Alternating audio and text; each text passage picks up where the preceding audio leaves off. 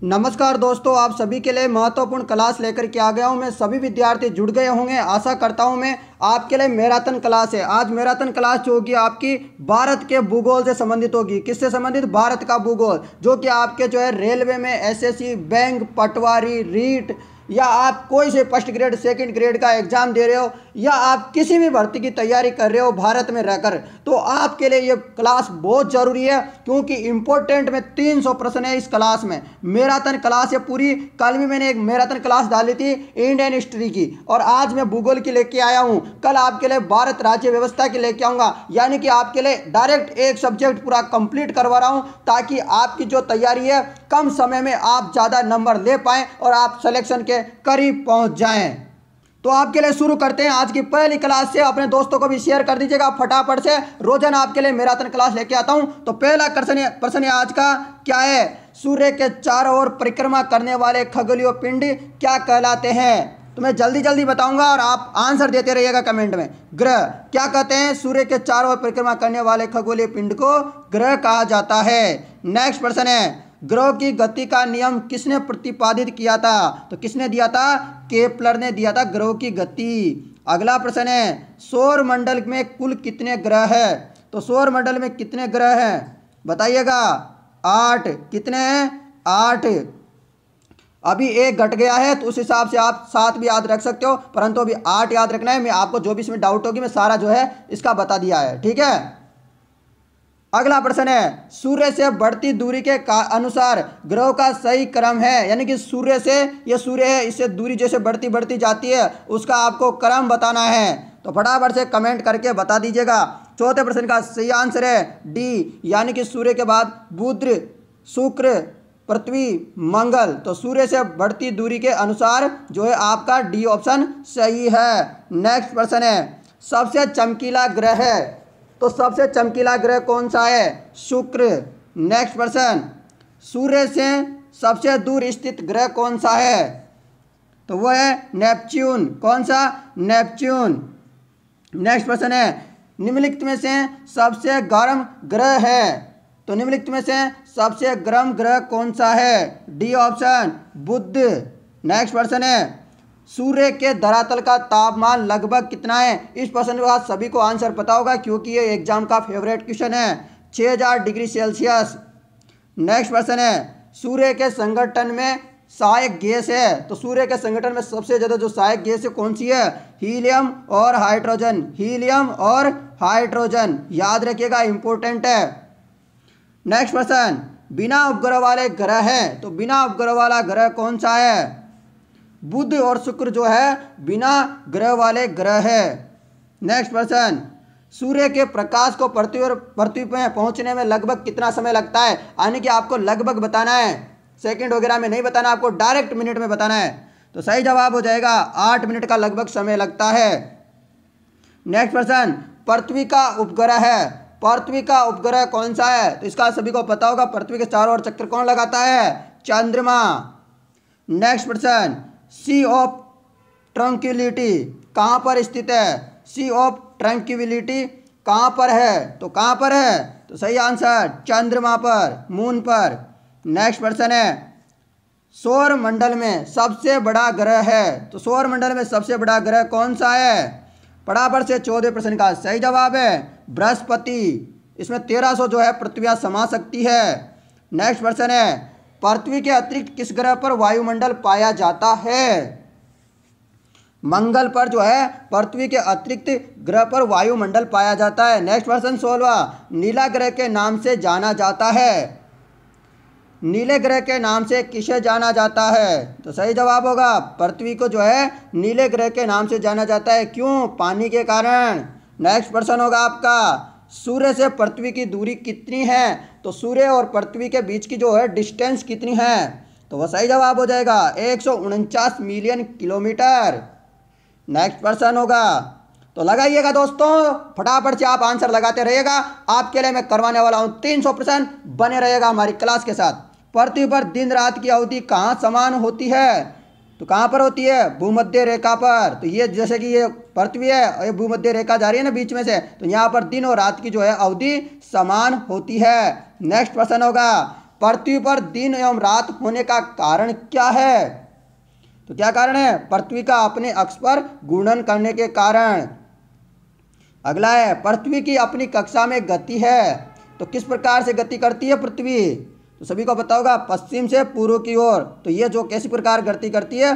पश्चिम से पूर्व की ओर गति करती है। चलिए अगला प्रश्न है, सूर्य और पृथ्वी के बीच अधिकतम दूरी अपसोर होती है, कब होती है? यानी कि पृथ्वी और जो सूर्य है इसके बीच में जो अधिकतम दूरी है यानी कि अपसोर है वह किस डेट को होता है? तो ये सभी को पता हो तो फटाफट से बताइएगा। 4 जुलाई को जो है इन दोनों के बीच जो है सबसे अधिक दूरी होती है। सूर्य एवं पृथ्वी के बीच न्यूनतम दूरी यानी कि उपसौर और अपसौर ये पूछा जाता है, इंपॉर्टेंट है। यानी कि अपसौर तो जो होता है वो 4 जुलाई को होता है, और उपसौर यानी कि न्यूनतम दूरी कब होती है? तो सही बताइएगा इसका, 3 जनवरी को, यानी कि सर्दियों के समय में। और ज़्यादा कब होती है? गर्मियों में, याद रख लेना, इंपॉर्टेंट है। निम्नलिखित में से किस तिथि को दिन और रात बराबर होते हैं? यानी कि जो है दिन और रात बराबर कब होते हैं? तो आपको पता होगा इसका भी, मकर रेखा और कर्क रेखा के बारे में बताइएगा। फटाफट से 23वें का सही जवाब है डी, यानी कि ए और सी सही है। 21 मार्च और 22 सितंबर पढ़ा होगा ना आपने, भूगोल पढ़ाए तो इंपॉर्टेंट क्वेश्चन है। चंद्र ग्रहण का कारण है, तो आप समझ लीजिएगा इंपॉर्टेंट है। पिछले साल के जो जितने भी परीक्षा है उनमें बार बार में ये क्वेश्चन आए हुए हैं। चंद्र ग्रहण का कारण है, चंद्र ग्रहण का मेन कारण है वह है सूर्य एवं चंद्रमा के बीच पृथ्वी का आना। ये सूर्य है और ये चंद्रमा है, इन दोनों के बीच में यदि पृथ्वी आ जाती है तो इसे क्या बोलते हैं? चंद्र ग्रहण कहा जाता है। नेक्स्ट प्रश्न है, सूर्य ग्रहण का कारण है, तो सूर्य ग्रहण का क्या कारण है? फटाफट से इसका बताइए। पृथ्वी एवं सूर्य के बीच में चंद्रमा का आना, ये पृथ्वी और सूर्य के बीच में जो है चंद्रमा आ जाता है तो इसे क्या बोलते हैं? सूर्य ग्रहण। याद रखना, उल्टा है, सूर्य ग्रहण जब होता है तो चंद्रमा बीच में आ जाता है। नेक्स्ट प्रश्न है, मध्य रात्रि का सूर्य कहाँ दिखाई देता है? तो मध्य रात्रि का जो सूर्य होता है वह कहाँ पर दिखाई देता है? तो वह कहाँ देता है? नॉर्वे में दिखाई देता है। नेक्स्ट प्रश्न, भूमध्य रेखा पर पृथ्वी का व्यास लगभग कितना है? तो इसका सही जवाब क्या होगा? सही जवाब है बिल्कुल सी ऑप्शन, 12,800 किलोमीटर। कितना? 12,800 किलोमीटर इसका व्यास। ठीक है, व्यास पूछा जा रहा है यानी कि डायामीटर। ठीक है, नेक्स्ट प्रश्न है, नेक्स्ट क्या है? प्रधान मध्य रेखा किस स्थान से होकर गुजरती है? प्रधान मध्य रेखा किस स्थान से होकर गुजरती है? तो 28 का सही जवाब है ग्रीनविच से। कहाँ से गुजरती है? ग्रीनविच से। नेक्स्ट प्रश्न, एक देशांतर से दूसरे देशांतर के बीच कितना समय अंतराल होता है? एक देशांतर से दूसरे देशांतर के बीच कितना समय अंतराल, देशांतर होते हैं इनके बीच में जो है कितना समय अंतराल होता है, ये आपको बताना है मित्रों। सही जवाब है 4 मिनट का। कितने का? 1 डिग्री बराबर क्या होता है? 4 मिनट। तो कितने का अंतर हो गया? 4 मिनट का। इंपॉर्टेंट है, याद रख लेना मित्रों। मैं आपको इसको डिटेल से भी पढ़ाऊंगा पर अभी समय नहीं है, इसलिए आप इन्हें पढ़ लीजिएगा। ये मैराथन क्लास बहुत जरूरी है। ध्रुवों की तरफ जाने पर अक्षांश रेखाओं के व्यास की प्रकृति कैसी होती है? यानी कि ध्रुवों पर जाते हैं तो उसकी प्रकृति किस प्रकार की होती है? सही जवाब होगा इनमें से कोई नहीं। नेक्स्ट प्रश्न में बढ़ते हैं, पृथ्वी के केंद्र में पाया जाने वाला चुंबकीय पदार्थ कौन सा है? तो वह पदार्थ हो जाएगा निकेल, यानी क्या आ जाएगा? निकेल। बिल्कुल सही है। नेक्स्ट प्रश्न, पृथ्वी की ऊपरी परत को क्या कहा जाता है? पृथ्वी की जो ऊपर की परत होती है 3 होती है, जैसे कि 1, 2, 3 भागों में बांटा जाता है ना पृथ्वी को, तो ऊपरी जो परत होती है उसे क्या कहते हैं दोस्तों? इसका 32 का बिल्कुल सही जवाब है भूपर्वती, या उसे कहते हैं क्रस्ट। क्या कहते हैं? भूपर्वती या क्रस्ट कहा जाता है। नेक्स्ट प्रश्न है, पृथ्वी में कौन सा तत्व सर्वाधिक मात्रा में पाया जाता है? तो सभी को पता होगा कि पृथ्वी में सबसे अधिक मात्रा में जो है कौन सा पाया जाता है तत्व, एलिमेंट? तो बताइएगा। 33 का सही जवाब है मित्रों ऑक्सीजन। क्या पाया जाता है? Oxygen, O2। नेक्स्ट प्रश्न, पृथ्वी के लगभग कितने प्रतिशत भाग पर स्थल है? पृथ्वी के लगभग कितने भाग पर स्थल है? तो आपने सुना होगा कितने भाग में है? तो सभी का जवाब है 34 का एकदम ऑप्शन ए। 29% पर क्या है? स्थल है। और 71% पर क्या है? वाटर, पानी है। नेक्स्ट प्रश्न है, निम्नलिखित में से कौन कायांतरित चट्टानें हैं? तो कायांतरित चट्टानें कौन सी है? संगमरमर। अगला प्रश्न है, धरातल के जिस स्थान पर सर्वप्रथम भूकंप का अनुभव किया जाता है वो कहलाता है। धरातल के जिस स्थान पर सर्वप्रथम भूकंप का अनुभव किया जाता है वो क्या कहलाता है? तो भूकंप अभिकेंद्र। धरातल के जिस स्थान पर सर्वप्रथम यानी कि सर्वप्रथम जहाँ पर जो है भूकंप किया जाता है तो वो क्या कहलाता है? भूकंप का अभिकेंद्र कहलाता है। ये याद रख लेना, भूकंप केंद्र नहीं कहलाता, याद रखना, इंपोर्टेंट है, अधिकेंद्र कहलाता है।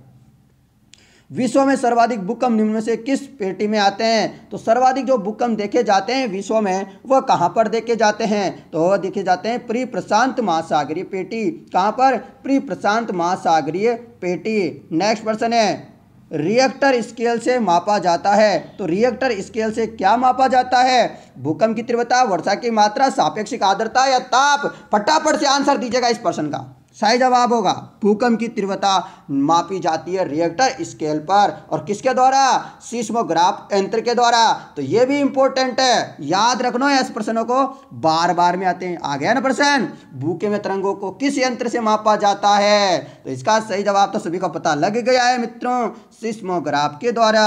नेक्स्ट प्रश्न होगा आपका, वह कौन सा महाद्वीप है जहाँ एक भी ज्वालामुखी नहीं है? तो वह कौन सा महाद्वीप है? वह है ऑस्ट्रेलिया। कौन सा?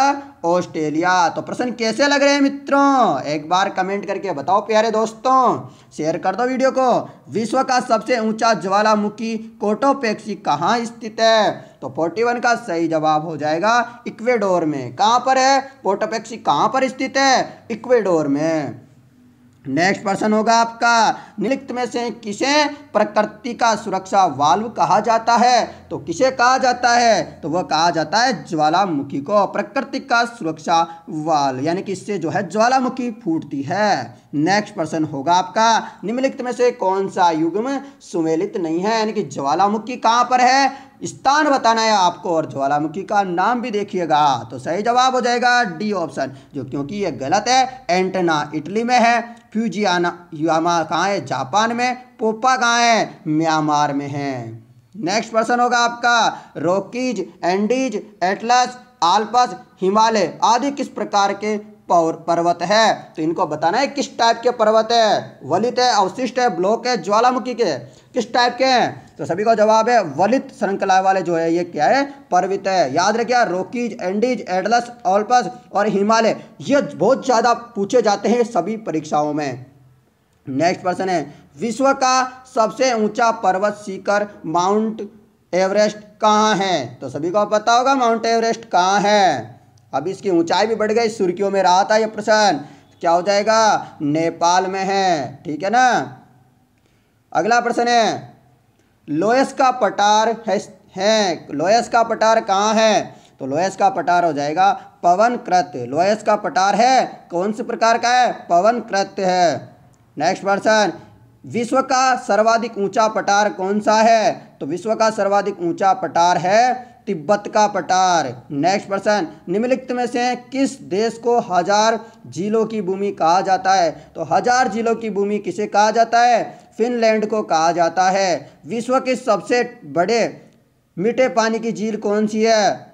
कौन सी झील है मीठे पानी की झील सबसे बड़ी? तो वह है सुपीरियर। कौन सी है? सुपीरियर। नेक्स्ट प्रश्न है, विश्व का सबसे ऊंचा जलप्रपात कौन सा है? विश्व का सबसे ऊंचा जलप्रपात कौन सा है? तो वो जाएगा आपका एंजिल। कौन सा है विश्व का सबसे ऊंचा जलप्रपात? एंजिल है, एंजिल। याद रखना, विश्व का सबसे बड़ा महासागर कौन सा है? प्रशांत, हिंद, आर्कटिक, अंटार्कटिक। तो क्या हो जाएगा? तो फटाफट से 51 का सही जवाब हो जाएगा प्रशांत महासागर विश्व का सबसे बड़ा महासागर है। विश्व का सबसे गहरा गर्त यानी कि मेरियाना ट्रेंच किस महासागर में स्थित है? तो ये भी स्थित है प्रशांत महासागर में। अगले प्रश्न में बढ़ते हैं, फीडबैक देते रहिएगा आपका। पृथ्वी के कितने प्रतिशत भाग पर जलमंडल का विस्तार है? तो मैंने अभी भी तो बताया था ना आपको, पहले आपसे पूछा था कि स्थल मंडल कितने पे है? तो 29 पे। आप उल्टा पूछो या सुल्टा, खाना तो करना है वही है और आंसर तो वही होना है जो अपने को पता है। तो 71%। ठीक है। अगला प्रश्न है, समुद्री जल में सर्वाधिक मात्रा में कौन सा लवण पाया जाता है? तो समुद्र के जो पानी होता है उसमें कौन सा लवण पाया जाता है? Sodium chloride NaCl। याद रखना, फॉर्मूला भी पूछा जा सकता है। नेक्स्ट प्रश्न होगा, सबसे लवणीय सागर कौन सा है? तो जो सबसे ज्यादा लवणीय सागर है वह तो है कौन सा? मृत सागर। कौन सा है? मृत सागर। तो आपको प्रश्न समझ में आ रहे हैं, याद हो रहे हैं? कमेंट करो। पाक जल संधि किन दो देशों को अलग करती है? यानी कि पाक जो जल संधि है वो किन दो देशों को करती है? बहुत सारे विद्यार्थी अब क्या आंसर लगाएंगे मुझे पता है। क्या लगाएंगे? भारत और पाकिस्तान। नहीं दोस्तों, पाक जो जल संधि है वो भारत और श्रीलंका को अलग करती है। जैसे कि भारत का नक्शा है तो यहाँ से थोड़ा सा आगे ऐसा जा रहा है और श्रीलंका लटक रही है नीचे, तो ये जो है रास्ता है इसे क्या कहते हैं? पाक जल संधि कहा जाता है। नेक्स्ट प्रश्न होगा आपका, भूमध्य सागर एवं अंटार्कटिक महासागर को कौन सी जल संधि जोड़ती है? भूमध्य सागर और अटलांटिक महासागर को कौन सी संधि जोड़ती है? तो 57 का सही है, जिब्राल्टर। जिब्राल्टर संधि जोड़ती है। अगला प्रश्न है, पनामा नहर किन दो महासागरों को जोड़ती है? तो ये भी आपको पता होगा, इंपॉर्टेंट है, हर परीक्षा में भी पूछा जाता है। पनामा नहर जो है प्रशांत एवं अटलांटिक महासागर को जोड़ती है। पनामा नहर प्रशांत और अटलांटिक महासागर को जोड़ती है। और सबसे बढ़िया क्वेश्चन है, शानदार क्वेश्चन है, वेरी वेरी इंपॉर्टेंट, लगा लो, आपकी परीक्षा में आएगा 100%। स्वेज नहर जोड़ती है। तो स्वेज नहर जो है किस किस को जोड़ती है? भूमध्य सागर और लाल सागर को जोड़ती है।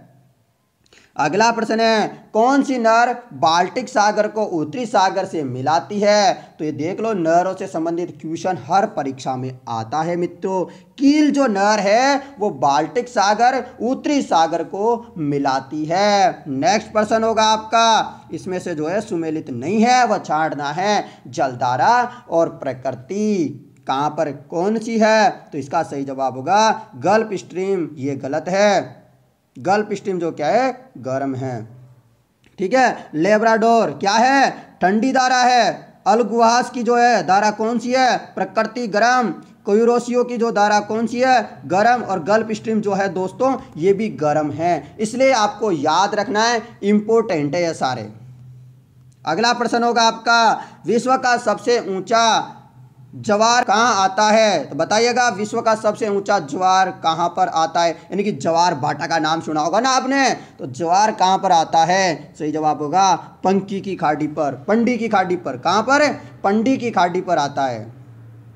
अगला प्रश्न है, ज्वार भाटा की उत्पत्ति में किसका प्रभाव अधिक होता है? सूर्य का होता है, चंद्रमा का होता है, पृथ्वी का होता है या महासागर का होता है? तो सबसे अधिक प्रभाव किसका होता है? तो चंद्रमा का होता है। किसका होता है? ज्वार भाटा की उत्पत्ति में किसका प्रभाव अधिक होता है? तो आपका अगला प्रश्न है, निम्नलिखित में से कौन सी नदी ब्रंश घाटी से होकर बहती है? तो कौन सी नदी है जो ब्रंश घाटी से होकर बहती है? फटाफट से इसका आंसर दीजिएगा। इसका आंसर हो जाएगा नर्मदा। कौन सी? नर्मदा नदी जो है ब्रंश घाटी से होकर बहती है। अगला प्रश्न होगा आपका, किस सभ्यता को नील नदी का वरदान कहा जाता है? तो किस सभ्यता को जो है नील नदी का वरदान कहा जाता है? तो वो कहा जाता है मिस्र की सभ्यता को नील नदी का वरदान कहा जाता है।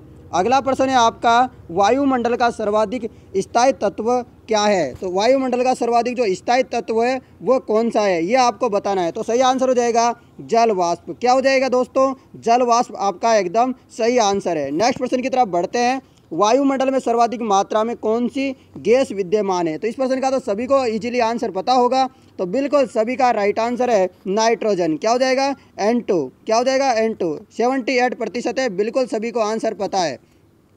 चलिए अगला प्रश्न है आप सभी के लिए यहाँ पर, निम्नलिखित में से कौन सी गैस ग्रीन हाउस प्रभाव के लिए उत्तरदायी है? यानी कि जो है आपका ग्रीन हाउस गैस के लिए कौन सी गैस जो है उत्तरदायी है? तो आपको इसका आंसर भी पता ही होगा, सभी का आंसर है carbon dioxide, CO2। Carbon dioxide क्या हो जाएगा? CO2 एकदम सही आंसर है। नेक्स्ट प्रश्न की तरफ बढ़ते हैं। नेक्स्ट प्रश्न है, वायुमंडल में दैनिक मौसम परिवर्तन निम्न में से किस में अधिक होता है? तो सौर मंडल में होता है, मध्य मंडल, आयन मंडल, समताप मंडल। तो सभी को पता होगा जो आपके आसपास जो है वो कौन सा मंडल है, तो सभी को इसका बिल्कुल एकदम सही आंसर है समताप मंडल में दैनिक मौसम की जो है घटनाएं होती है। सॉरी दोस्तों, यहाँ पर दैनिक मौसम की जो जितनी भी घटनाएं आपको देखने को मिलती है वो कहाँ पर होती है? समताप मंडल में होती है। इंपॉर्टेंट क्वेश्चन है। चलिए अगला प्रश्न की तरफ भी बढ़ते हैं। ओजोन परत कहाँ पर होती है? यानी ओजोन परत की जो है बिल्कुल छोटी सी एक परत होती है। ओजोन परत को किस में नापा जाता है? तो डॉप्सन में नापा जाता है। ये भी याद रखना, ओजोन परत को किस में नापते हैं? डॉप्सन में। और परत कहाँ पर अवस्थित होती है? ये प्रश्न का जवाब आप फटाफट से कमेंट बॉक्स में लिख दीजिएगा। सभी का राइट आंसर है समताप मंडल। तो दोस्तों अपने 70 क्वेश्चन कंप्लीट हो गए हैं, 230 क्वेश्चन और बचे हुए हैं। लगातार बने रहिए हमारी क्लास के साथ। चलिए अगला प्रश्न है, वायुमंडल में अचानक आने वाली कमी किस परिघटना की सूचक है? यानी कि वायु दाब में जो अचानक जो है कमी आ जाती है तो उसका क्या कारण है? क्या होता है उसके आने से? तो स्वच्छ मौसम होता है। क्या होता है? मौसम जो है साफ हो जाता है। नेक्स्ट प्रश्न है आपका, वायुमंडल को किस यंत्र में मापा जाता है? वायु दाब को किस यंत्र से नापा जाता है? यानी मापा जाता है, आप बताइए उस यंत्र का नाम, इंस्ट्रूमेंट का नाम बताइएगा। तो इसका सही जवाब हो जाएगा बैरोमीटर से जो है वायु दाब मापा जाता है। नेक्स्ट प्रश्न की तरफ बढ़ते हैं। डोनाल्ड पेटी यानी कि डोल्ट्रम जो पेटी होती है यानी कि शांत पेटी का विस्तार कहाँ पाया जाता है? डोल्ट्रम पेटी या शांत पेटी का जो है विस्तार कहाँ पाया जाता है? तो 73 का एकदम सही आंसर है 0 डिग्री से 5 डिग्री उत्तर और दक्षिण। यानी कि जो मैं आपको बता दूं, ये है अपनी पृथ्वी, इसमें जो है भूमध्य रेखा होती है यहाँ पर, तो इसके जो ऊपर और नीचे जो है 0 से 5 डिग्री यहाँ पर जो है डोल्ट्रम पेटी यानी कि शांत पेटी का विस्तार पाया जाता है। नेक्स्ट प्रश्न की तरफ बढ़ते हैं। चीकता साटा पौने कहाँ प्रवाहित होती है? चीकता साटा, इसका नाम सुना होगा। चीकता साटा पौने कहाँ पर प्रवाहित होती है? सही जवाब हो जाएगा 60 डिग्री दक्षिणी अक्षांश के आसपास। तो कहाँ पर? ये आपका जो है पृथ्वी है और जो है 60 डिग्री है, यहाँ पर 60 डिग्री यहाँ पर है, तो यहाँ पर जो है चीकता साटा पौने प्रवाहित होती है दक्षिणी अक्षांश पर। नेक्स्ट प्रश्न की तरफ बढ़ते हैं। आल्प्स पर्वत के उत्तरी भाग में बहने वाली उष्ण स्थानीय हवा को क्या कहा जाता है? तो 75 का सही जवाब है फोन कहा जाता है। क्या कहते हैं? फोन कहा जाता है। नेक्स्ट प्रश्न, निम्नलिखित में से कौन सा युग सुमेलित नहीं है? हवा और स्थान को आपको सुमेलित बताना है। सुमेलित कौन सा है वो आपका आंसर नहीं, यानी कि असुमेलित आपको बताना है। सुमेलित कौन सा नहीं है? तो 76 का सही जवाब है सी। इसके अलावा मिस्ट्रेल जो है कहाँ पर है? हुआ फ्रांस में, यामो जापान में, खमसीन मिस्र में। फिर से सुन लीजिएगा, मिस्टर फ्रांस में, यामो जापान में और खमसीन मिस्र में। नेक्स्ट प्रश्न की तरफ बढ़ते हैं। प्रति चक्रवात की विशेषता है। प्रति चक्रवात की क्या विशेषता है? तो वो जाएगा स्वच्छ आकाश। प्रति चक्रवात की विशेषता क्या है? स्वच्छ आकाश। चक्रवात की तो आपको सभी को पता है, तेज हवा तूफान चलते हैं, और जो प्रति चक्रवात का मतलब है स्वच्छ आकाश। नेक्स्ट प्रश्न की तरफ बढ़ते हैं। नेक्स्ट प्रश्न है, निम्नलिखित में से कौन सर्वाधिक विनाशकारी होता है? तो कौन सा होता है सबसे विनाशकारी? तो इस प्रश्न का जवाब हो जाएगा बी, टोर्नेडो। क्या होता है? टोर्नेडो। नेक्स्ट प्रश्न की तरफ बढ़ते हैं। किस मेघ से अत्यधिक वर्षा होती है? यानी कि कौन सा ऐसा बादल है जिससे सबसे ज़्यादा वर्षा होती है? तो 79 का सही है, वर्षा स्तरीय जो बादल होते हैं, मेघ होते हैं, उनसे अत्यधिक वर्षाएं होती है। नेक्स्ट प्रश्न, संसार की अधिकतम वर्षा निम्नलिखित में से किस रूप में होती है? तो किस रूप में होती है? इसका सही जवाब है पवनकृत वर्षा। संसार की जो अधिकतम वर्षा है, जो पवनों की जो वर्षा है पर्वतकृत वर्षा होती है, यानी कि पर्वतों से टकरा करके वहाँ के आसपास जो है वर्षाएं होती है। ये आपको याद रखना है। जिस प्रकार आप देखते हो यहाँ अपने राजस्थान में भी माउंट आबू से हिमालय के आसपास, हिमालय से टकरा करके तो वर्षा ज़्यादा होती है। नेक्स्ट प्रश्न, निम्नलिखित में से किस क्षेत्र में साल भर वर्षा होती है? यानी कि ऐसा कौन सा क्षेत्र है जहाँ पूरे साल भर वर्षा होती है? तो इसका आंसर भी सभी को पता होगा। क्या है? भूमध्य रेखीय। भूमध्य रेखा जो होती है इसके ऊपर जो है दोपहर 12-1 बजे के लगभग हर रोज जो है यहाँ पर बारिश होती है। क्या होती है? बारिश होती है भूमध्य रेखा पर। नेक्स्ट प्रश्न, समान वर्षा की मात्रा वाले स्थान को मिलाने वाली रेखा को क्या कहा जाता है? तो क्या कहते हैं? समान वर्षा जहाँ पर होती है उन स्थानों को मिलाने वाली रेखा को, तो उस रेखा को कहा जाता है आइसोहाइट। क्या कहते हैं? आइसोहाइट कहा जाता है। अगला प्रश्न है, वायुमंडल की आर्द्रता मापने वाला यंत्र कौन सा है? तो वायुमंडल की जो आर्द्रता मापते हैं तो उसे क्या कहा जाता है? उस यंत्र का नाम बताना है। तो सही जवाब इसका हाइग्रोमीटर। क्या हो जाएगा? हाइड्रोमीटर मत लगा देना भाई, हाइड्रोफोन मत लगा दीजिएगा। आंसर आपका आंसर हो जाएगा हाइग्रोमीटर। नेक्स्ट प्रश्न की तरफ बढ़ते हैं। अगला प्रश्न तो है आपके लिए है, ओजोन परत पृथ्वी के लोगों की रक्षा करती है।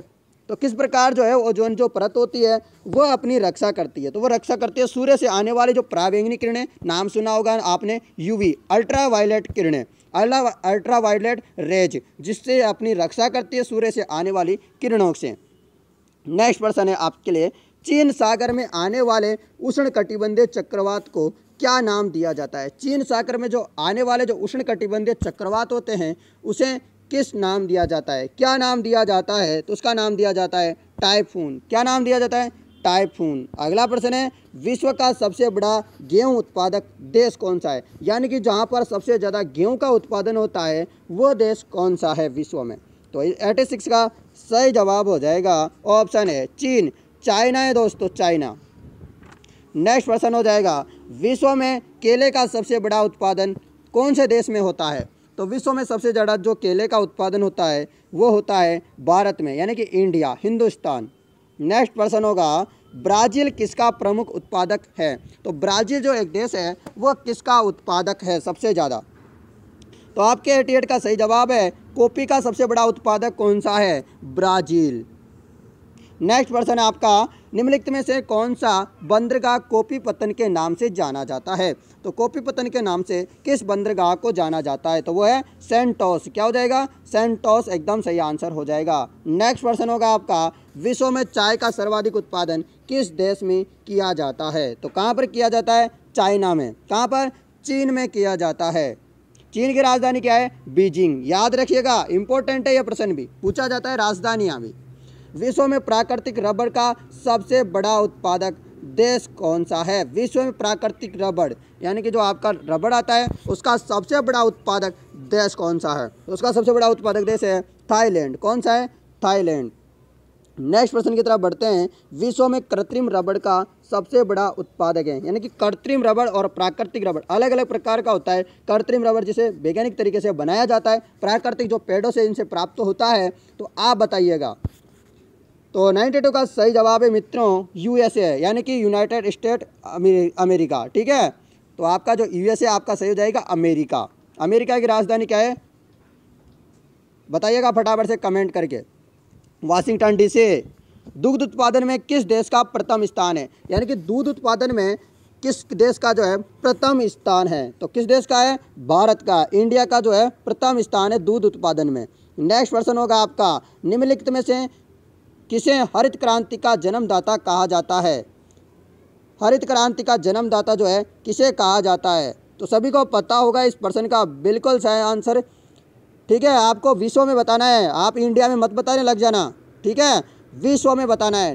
Norman E Borlaug. क्या हो जाएगा? नॉर्मन ई बोरलॉग जो है हरित क्रांति का जन्मदाता है। नेक्स्ट प्रश्न है, सेरीकल्चर का संबंध किससे है? सेरीकल्चर का संबंध एपीकल्चर, ये इसी प्रकार के जो कल्चर होते हैं ना, ये आपके इंपॉर्टेंट है मित्रों, इसे पढ़ लीजिएगा एक बार। तो आपका सही जवाब हो जाएगा रेशम का जो कीट का जो उत्पादन होता है उसे सेरीकल्चर का संबंध है। किससे? सेरीकल्चर।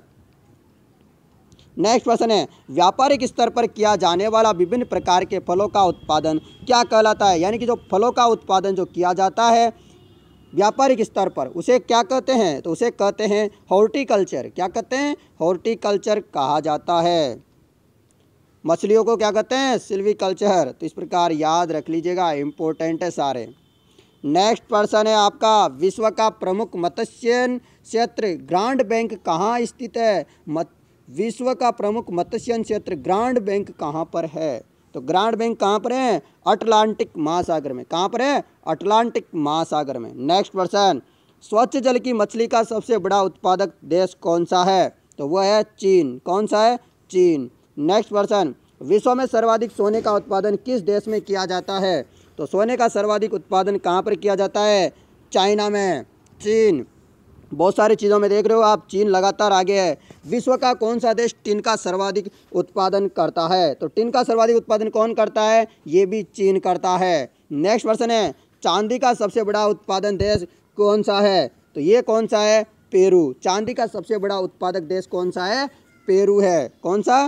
पेरू है। नेक्स्ट प्रश्न, विश्व का सबसे बड़ा यूरेनियम उत्पादक देश कौन सा है? कनाडा। तो लगातार मैं जल्दी जल्दी प्रश्न करवा रहा हूँ। आपके 102 प्रश्न हो चुके हैं। फटाफट से कमेंट करके बताइएगा आपको 102 प्रश्न किस प्रकार के लगे हैं और आपके लिए बहुत हेल्पफुल है। आप जो एग्जाम देने जा रहे हो, जैसे कि रेलवे, पटवारी, एसएससी, आप कोई भी भर्ती का परीक्षा दे रहे हो, आपके लिए सबसे लाभदायक होने वाले हैं, क्योंकि ये पिछले सालों में पूछे गए सबसे ज़्यादा बार वाले प्रश्न हैं। विश्व में पवन ऊर्जा का सबसे बड़ा उत्पादक देश कौन सा है? तो कौन सा है? जर्मनी जो है विश्व में पवन ऊर्जा का जो है सबसे बड़ा उत्पादक देश है। अगला प्रश्न है, विश्व का सबसे बड़ा कोयला उत्पादक देश कौन सा है? चीन। अगला प्रश्न है, संसार की सबसे महत्वपूर्ण जहाजी नहर कौन सी है? तो कौन सी है?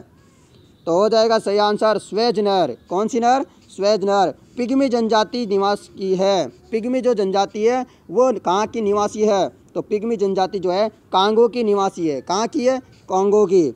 नेक्स्ट प्रश्न है, निम्नलिखित में से कौन सा युग्म सुमेलित नहीं है? तो कौन सा युग्म जो है सुमेलित नहीं है? 107वें का सही जवाब है बी ऑप्शन। माओवारी जो है जनजाति जो है कहाँ की है? न्यूजीलैंड की है। सेमांग कहाँ की है? मलेशिया की है। एस्किमो कहाँ की है? कनाडा की। तो फिर सुन लीजिएगा, माओवारी न्यूजीलैंड की है, सेमांग जो है मलेशिया की है, एस्किमो जो है कनाडा की है। ठीक है, आपको वीडियो में कोई प्रॉब्लम आ रही हो तो मुझे कमेंट करके बता दीजिएगा। जुलू जनजाति कहाँ पाई जाती है? जुलू जनजाति कहाँ पाई जाती है? तो जुलू जनजाति जो है साउथ अफ्रीका में पाई जाती है, कि दक्षिण अफ्रीका में पाई जाती है। यूर्त किस जनजाति का घर है? यूर्त किस जनजाति का घर है? तो खिरगिज का। यूर्त जो किस जनजाति का घर है?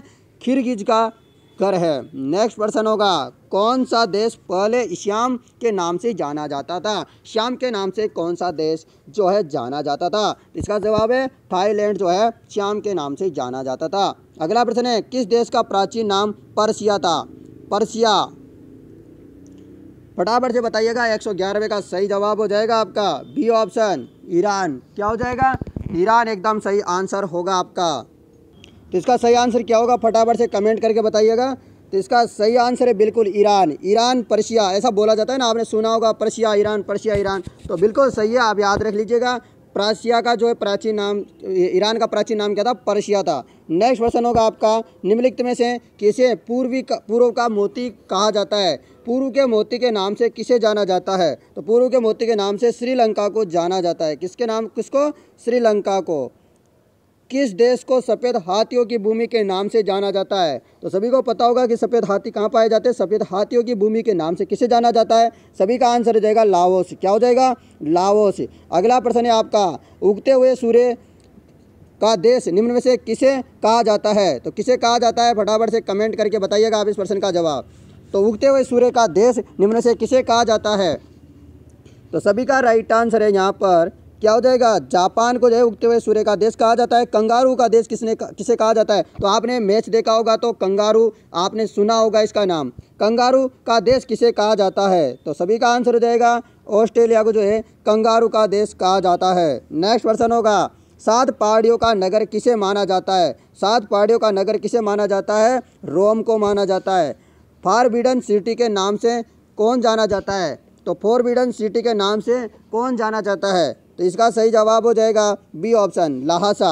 क्या हो जाएगा? लाहसा। बगदाद किस नदी के किनारे स्थित है? तो बगदाद किस नदी के किनारे स्थित है?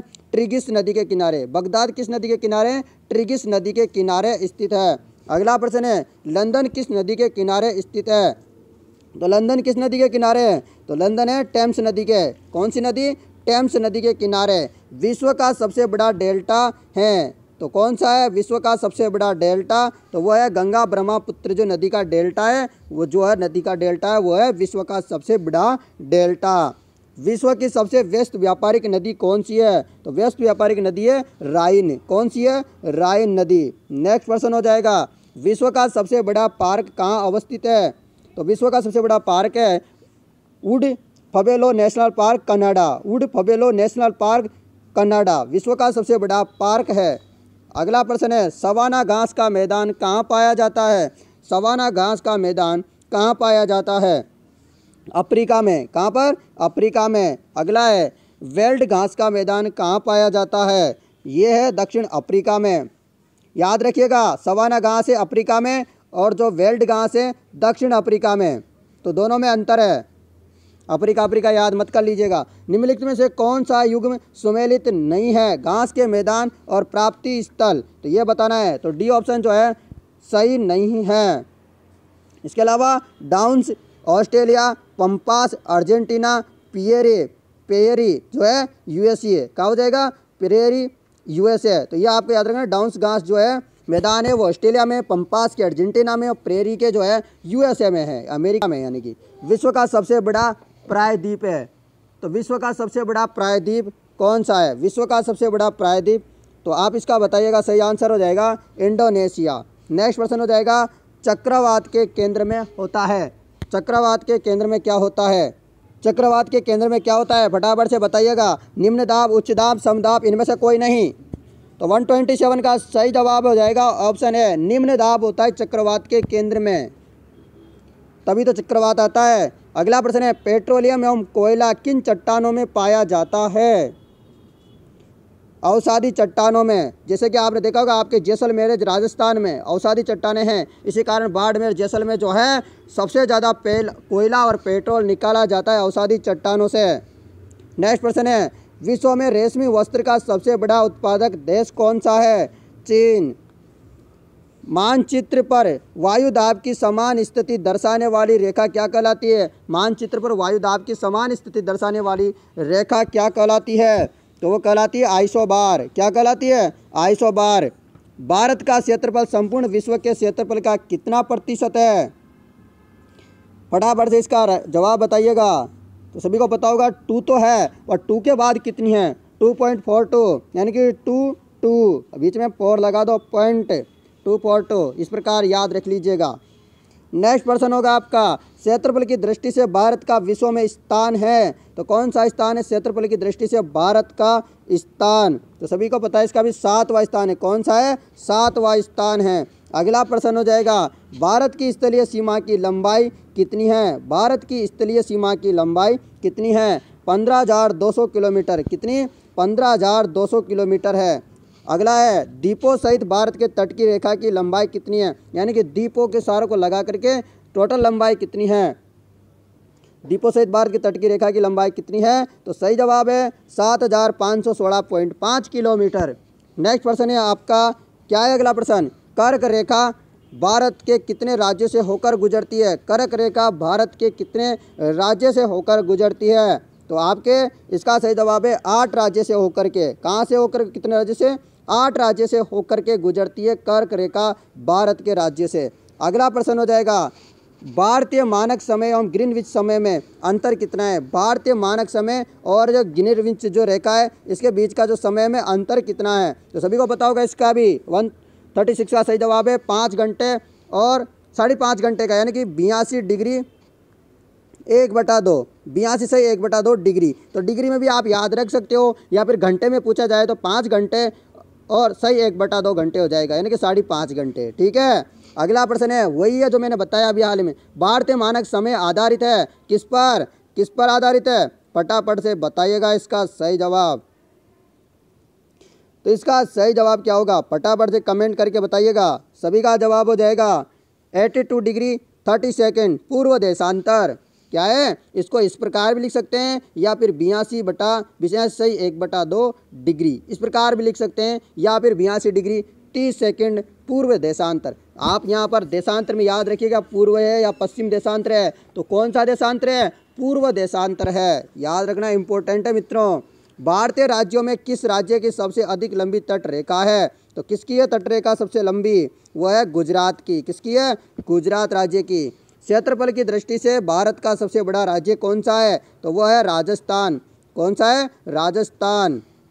नेक्स्ट प्रश्न है, भारत की प्रादेशिक जल सीमा समुद्र तट से कितने समुद्री मील की दूरी तक है? भारत की प्रादेशिक जल सीमा समुद्री तट से कितनी समुद्री मील तक है? तो कितने समुद्री मील तक है? 12 मील तक है। कितने मील तक? 12 मील तक है। चलिए अगले प्रश्न की तरफ बढ़ते हैं। कर्क रेखा निम्नलिखित में से किस राज्य से होकर नहीं गुजरती है? कर्क रेखा निम्न से किस राज्य से होकर नहीं गुजरती है? फटाफट से इसका सही आंसर हो जाएगा 141 का बिल्कुल सही आंसर है ऑप्शन है, उड़ीसा से होकर नहीं गुजरती है। इसके अलावा त्रिपुरा, झारखंड, मिजोरम से होकर के कर्क रेखा निकलती है।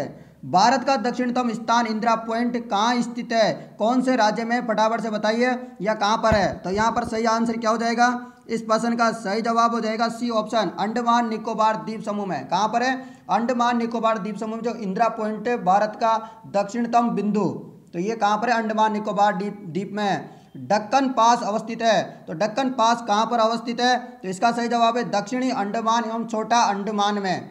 नेक्स्ट प्रश्न हो जाएगा आप सभी का यहाँ पर, लक्षद्वीप समूह के द्वीपों की उत्पत्ति निम्नलिखित में से किस प्रकार से हुई है। सही जवाब है इसका मित्रों क्या हो जाएगा, प्रवाल उत्पत्ति से। किससे हुई है, प्रवाल उत्पत्ति से। नेक्स्ट प्रश्न हो जाएगा, भारतीय क्षेत्र में स्थित 2 ज्वालामुखी द्वीप है, कौन कौन से हैं, तो इसका सही जवाब हो जाएगा बेरन एवं नारकोडम का। कौन सा है, भारतीय क्षेत्र में स्थित 2 ज्वालामुखी द्वीप है, बेरन एवं नारकोडम। नेक्स्ट प्रश्न हो जाएगा आपका 146 के, किस भारतीय राज्य की सीमा सर्वाधिक राज्यों की सीमा को स्पर्श करती है। किस भारतीय राज्य की सीमा जो सर्वाधिक राज्य को सीमा को स्पर्श करती है, तो उसका सही जवाब क्या हो जाएगा, तो इसका सही जवाब हो जाएगा डी, उत्तर प्रदेश यानी कि यूपी की। नेक्स्ट प्रश्न है आपका, भारत का अन्य आर्थिक क्षेत्र यानी कि ईज का विस्तार है, तो कहाँ पर है इसका विस्तार, इसका विस्तार है 200 समुद्री मील तक। कितने मील तक, 200 समुद्री मील तक। भारत का सर्वोच्च पर्वत शिखर कौन सा है, यानी कि सबसे ऊंचा जो पर्वत शिखर है भारत का वह कौन सा है। तो इस प्रश्न का तो सभी को जवाब पता होगा, गॉडविन ऑस्टिन। क्या हो जाएगा, गॉडविन ऑस्टिन सही आंसर है। अगले प्रश्न की तरफ बढ़ते हैं, भारत में हिमालय श्रेणी का सर्वोच्च शिखर कंचनजंगा किस राज्य में स्थित है। कंचनजंगा कहाँ पर है, इसका भी सही जवाब हो जाएगा सिक्किम में। कहाँ पर है, सिक्किम में। अगला प्रश्न है आपके लिए यहाँ पर, प्रश्न क्या है 150 नंबर का, निम्नलिखित में से कौन सा युग्म सुमेलित नहीं है, यानी कि दर्रे और अवस्थित कहाँ पर है, फटाफट से इन्हें सुमेलित करके बताइएगा कौन सा असुमेलित है।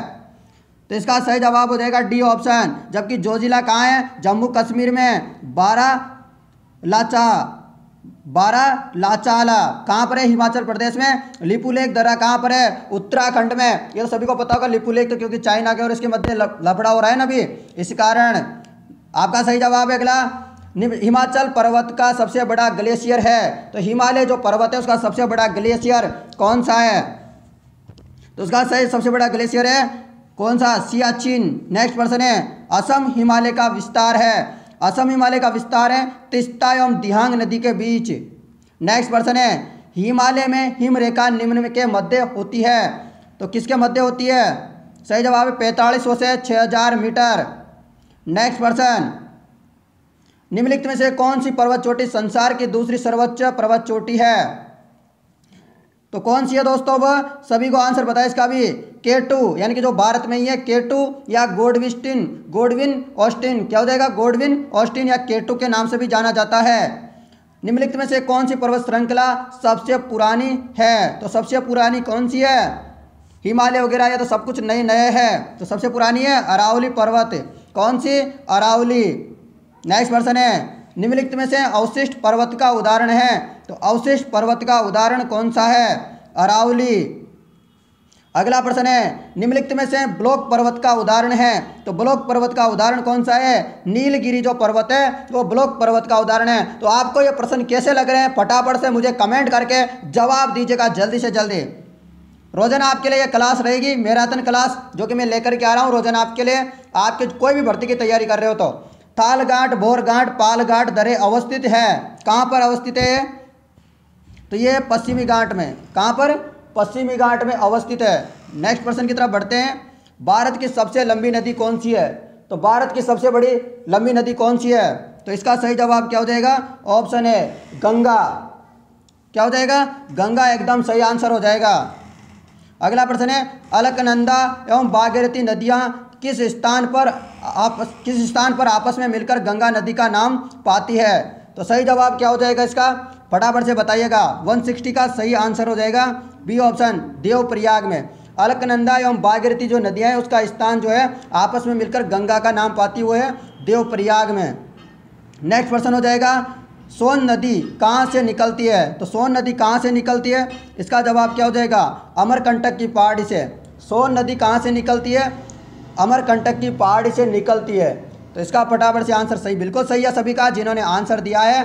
नेक्स्ट प्रश्न की तरफ बढ़ते हैं। तिब्बत में मानसरोवर झील के पास किस नदी का उद्गम स्रोत स्थित है? तो किस नदी का है? ये सभी यानी कि सिंधु का, सतलज का, ब्रह्मपुत्र का। तिब्बत में मानसरोवर झील के पास किस नदी का उद्गम है? सिंधु, सतलज, ब्रह्मपुत्र। तो ये सही आंसर हो जाएगा सभी का। नेक्स्ट प्रश्न है आपका, निम्न में लिखित में से कौन सी नदी अपना मार्ग बदलने के लिए कुख्यात है? कौन सी नदी है दोस्तों? जी है बिहार का शोक भी कहा जाता है, ये तो आपको पता होगा। तो फटाफट से इसका सही जवाब है कोसी। कौन सी? कोसी नदी। अगली प्रश्न है, विश्व का सबसे बड़ा नदी द्वीप यानी कि माजुली अवस्थित है कहाँ पर? ब्रह्मपुत्र नदी में। नेक्स्ट प्रश्न है, किस नदी को वृद्ध गंगा के नाम से जाना जाता है? तो किस नदी को जो है वृद्ध गंगा या बूढ़ी गंगा के नाम से जाना जाता है? सही जवाब हो जाएगा गोदावरी को। अगला प्रश्न है, गोदावरी नदी का उद्गम कहाँ से होता है? कहाँ से होता है? ब्रह्मागिरी की पहाड़ियों से गोदावरी नदी का उद्गम होता है। नेक्स्ट प्रश्न है, निम्नलिखित में से कौन सी नदी डेल्टा नहीं बनाती? तो कौन सी नदी है? कावेरी नदी जो है डेल्टा नहीं बनाती, जबकि गोदावरी बनाती है, नर्मदा बनाती है, कृष्णा बनाती है, गंगा भी बनाती है। तो इनका याद रखना है आपको। इंपॉर्टेंट प्रश्न है, वेरी वेरी इंपॉर्टेंट। सुंदरवन का डेल्टा कौन सी नदी बनाती है? तो सुंदरवन का डेल्टा बहुत ज़्यादा इंपॉर्टेंट है हर परीक्षा में। गंगा और ब्रह्मपुत्र का जो है डेल्टा बनता है उसे बोलते हैं सुंदरवन का डेल्टा। नेक्स्ट प्रश्न है आपका, ब्राह्मणी किसकी सहायक नदी है? तो ब्राह्मणी जो नदी है वह किसकी सहायक नदी है? तो वह है महानदी की सहायक नदी। अगला प्रश्न है, कावेरी नदी गिरती है तो कावेरी नदी कहाँ पर गिरती है? बंगाल की खाड़ी, अरब सागर, पाक जल डमरू मध्य में, खंबात की खाड़ी में। तो कहाँ पर जाके गिरती है? तो बंगाल की खाड़ी में जो है कावेरी नदी गिरती है। नेक्स्ट प्रश्न होगा आपका, पश्चिम की ओर बहने वाली नदी है तो पश्चिम की ओर जो बहती है वह नदी कौन सी है? तो ये सभी हो जाएगी तापी, नर्मदा, साबरमती। ये सारी जो नदियाँ हैं पश्चिम की ओर बहने वाली नदियाँ हैं। अगला प्रश्न है, प्रायद्वीप भारत की सबसे बड़ी नदी कौन सी है? प्रायद्वीपीय भारत की सबसे बड़ी नदी है गोदावरी। अगला प्रश्न है, जमशेदपुर किस नदी के तट पर स्थित है? तो किस नदी के तट पर है? स्वर्ण रेखा। जमशेदपुर किस नदी के तट पर स्थित है? तो स्वर्ण रेखा पर स्थित है। अगला है आपके लिए, किस नदी को बंगाल का शोक कहा जाता है? तो बंगाल का शोक किसे कहते हैं? दामोदर नदी को जो है बंगाल का शोक कहा जाता है। बिहार का शोक कोसी को कहा जाता है। इस प्रकार आपको याद रखना है। नेक्स्ट प्रश्न है आपका, यहाँ पर इनमें से आपको सुमेलित नहीं है वो छांटना है। नदी और नदी के किनारे स्थित शहर कौन से हैं? तो सभी का जवाब है डी ऑप्शन, साबरमती अहमदाबाद के किनारे, बिल्कुल सही है, गुजरात में। गोदावरी नासिक, गंगा जो है पटना के किनारे है। अगला प्रश्न है, हीराकुंड बांध किस नदी पर बना हुआ है? हीराकुंड बांध किस नदी पर है? महानदी के किनारे। कहाँ, किस नदी में बना हुआ है? हीराकुंड बांध महानदी में बना हुआ है, महानंदी। अगला प्रश्न है, गांधी सागर, जवाहर सागर, राणा प्रताप सागर बांध किस नदी पर है? इंपॉर्टेंट है। और जो है यह नदी जो है एमपी में निकलती है, एमपी में से निकलती है। कहाँ से? एमपी में इंदौर जिले से। कौन से?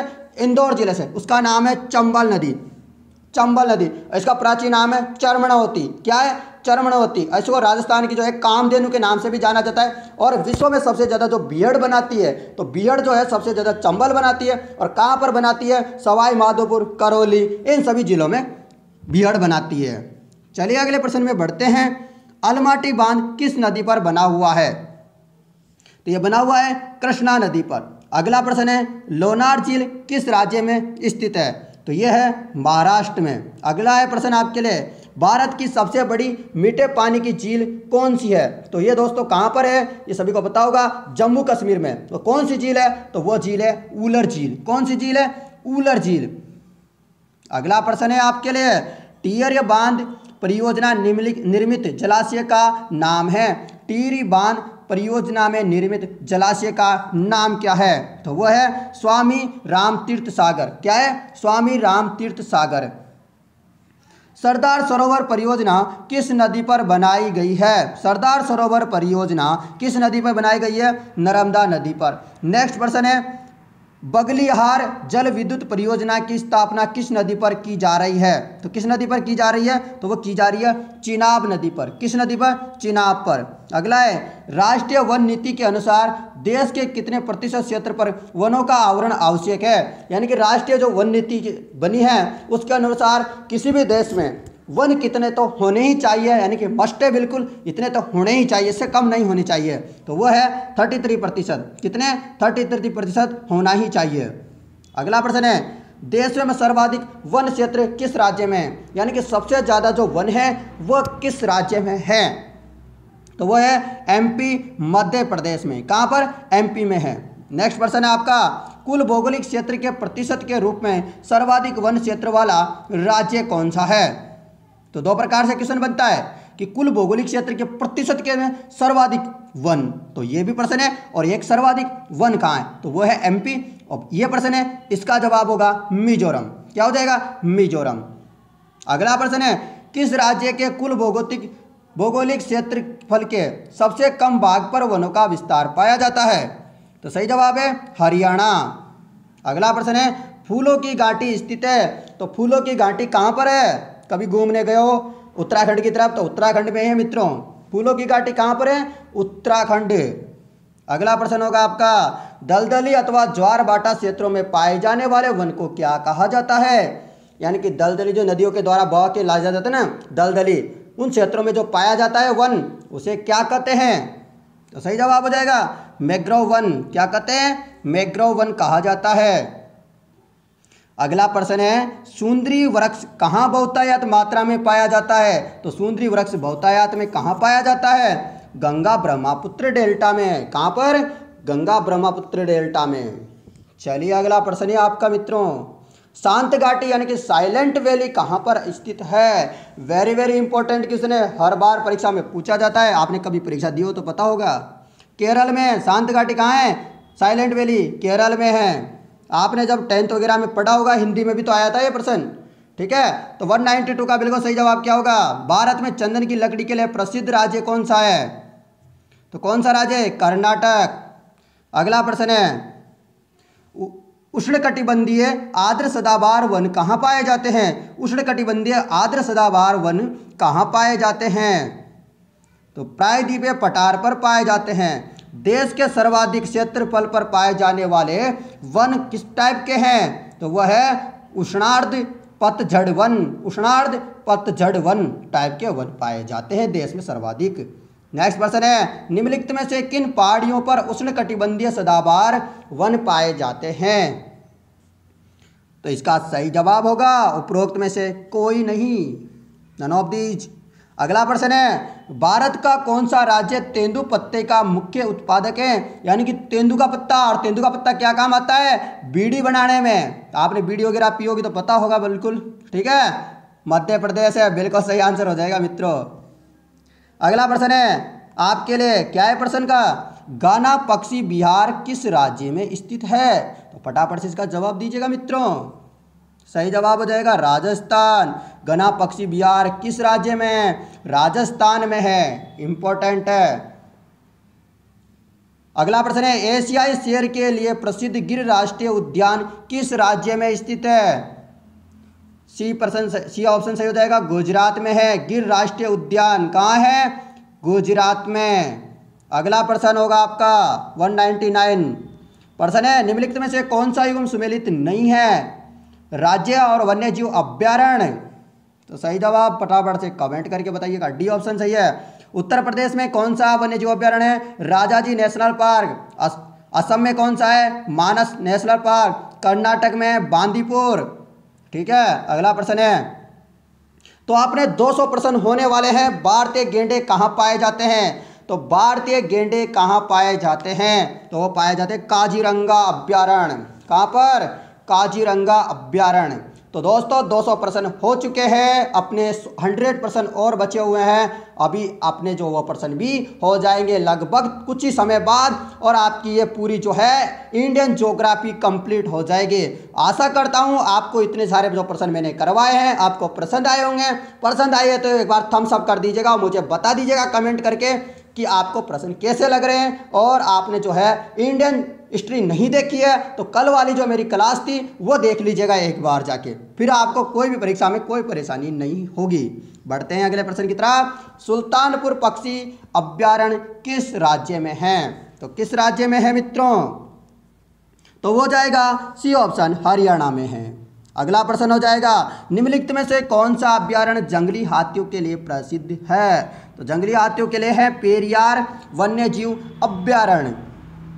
अगला हो जाएगा आपके लिए आंसर, नल सरोवर पक्षी अभ्यारण्य किस राज्य में है? तो वह है गुजरात में। कहाँ पर है? गुजरात में है। भारत के सर्वाधिक क्षेत्र पर किस प्रकार की मिट्टी पाई जाती है?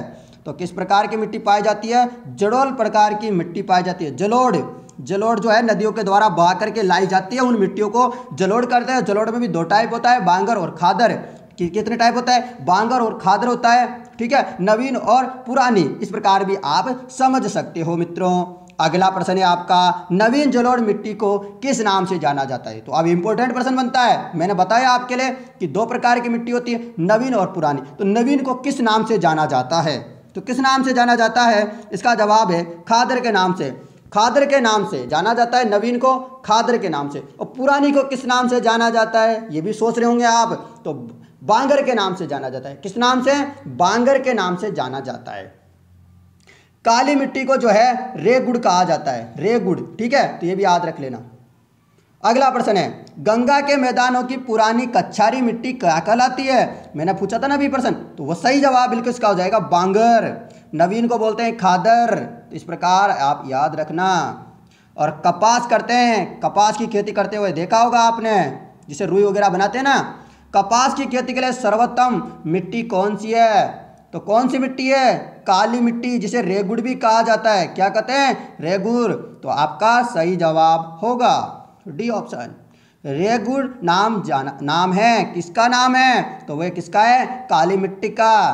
अगला प्रश्न है, किस मिट्टी में कृषि के लिए अधिक सिंचाई की आवश्यकता नहीं होती है? तो किसमें नहीं होती है? काली मिट्टी में आपको अधिक सिंचाई करने की जरूरत नहीं होती है। नेक्स्ट प्रश्न, लेटेराइट मिट्टी की प्रधानता है। तो लेटेराइट मिट्टी की जो प्रधानता है वो किसमें है? मालाबार तटीय प्रदेश में है। नेक्स्ट प्रश्न होगा आपके लिए, धान की खेती के लिए सर्वाधिक उपयुक्त मिट्टी कौन सी है? तो आपको लिए जो है धान की खेती यानी कि चावल की खेती जो करते हैं उसके लिए सबसे अच्छी जमीन जो होती है वो किस प्रकार की होती है वो बताना है। तो इसका सही जवाब है जलोढ़ मिट्टी। कौन सी टाइप की? जलोढ़ टाइप की मिट्टी। अगला प्रश्न है, लाल मिट्टी का विस्तार पाया जाता है। तो लाल मिट्टी जो पाई जाती है उसका विस्तार पाया जाता है उपरोक्त सभी में, यानी कि गारो, काशी, जयंतिया क्षेत्र में, छोटा नागपुर का पठारी क्षेत्र में, अरावली का पूर्वी क्षेत्र में। तो इन सभी जगहों में जो है लाल मिट्टी पाई जाती है। अगला प्रश्न है मित्रों, फटाफट से शेयर कर दीजिएगा वीडियो को। मृदा अपरदन को किस प्रकार रोका जा सकता है? तो किस प्रकार रोक सकते हैं? वन का रोपण करके जो है मृदा अपरदन यानी कि मृदा को नष्ट होने से बचाया जा सकता है, वनों की लगा करके, वन को रोपण करके। अगला प्रश्न है, भारत के उत्तरी मैदान में किस मिट्टी का सर्वाधिक विस्तार है? तो किसका विस्तार है? तो वह है जलोढ़ मिट्टी का। अगला प्रश्न है, काली मिट्टी का विस्तार पाया जाता है। ये सभी यानी कि महाराष्ट्र, मध्य प्रदेश, गुजरात, महाराष्ट्र, मध्य प्रदेश, गुजरात, काली मिट्टी का विस्तार पाया जाता है। अगला प्रश्न जाएगा, भारत में किस प्रकार की जलवायु पाई जाती है? तो भारत में किस प्रकार की जलवायु पाई जाती है? उष्णकटिबंधीय मानसूनी प्रकार की जलवायु जो है भारत में पाई जाती है। भारत में सबसे ज़्यादा गर्म स्थान कौन सा है? भारत में सबसे ज़्यादा गर्म स्थान कौन सा है? सही जवाब है जैसलमेर। कौन सा? जैसलमेर, थार, ठीक है, जैसलमेर सही आंसर हो जाएगा। अगला प्रश्न है आपका, ग्रीष्म ऋतु में उत्तर पश्चिम भारत में चलने वाली गर्म एवं शुष्क हवा को क्या कहा जाता है? उत्तर पश्चिम भारत में जो गर्मी में जो हवा चलती है, जिसमें लपाटेदार जो आपको गर्मी लगती है, खतरनाक, बाहर भी नहीं निकल सकते, उसे क्या कहते हैं? आपको बताना है। इंपॉर्टेंट प्रश्न है। तो उसे बोलते हैं लू। तो बहुत सारे बोलते हो, देखे होंगे ना आपको कि मेरे तो लू लग गई, ठीक है, तो सही जवाब हो जाएगा आपका। अगला प्रश्न है, जाड़े के दिनों के उत्तर पश्चिमी भारत के मैदानी भागों में किस कारण से वर्षा होती है? यानी कि उत्तर पश्चिम में पूछा है फिर से, तो किस कारण से वर्षा होती है? सर्दियों में, जाड़े के दिनों में। समझ में नहीं आया तो मैं बता दूं, सही जवाब हो जाएगा पश्चिमी विक्षोभ के कारण। किसके कारण वर्षा होती है? पश्चिमी विक्षोभ के कारण वर्षा होती है। नेक्स्ट प्रश्न है, भारत में अधिकांश वर्षा होती है किस कारण? दक्षिण पश्चिमी मानसून के कारण। दक्षिण पश्चिमी मानसून के कारण। किसके कारण?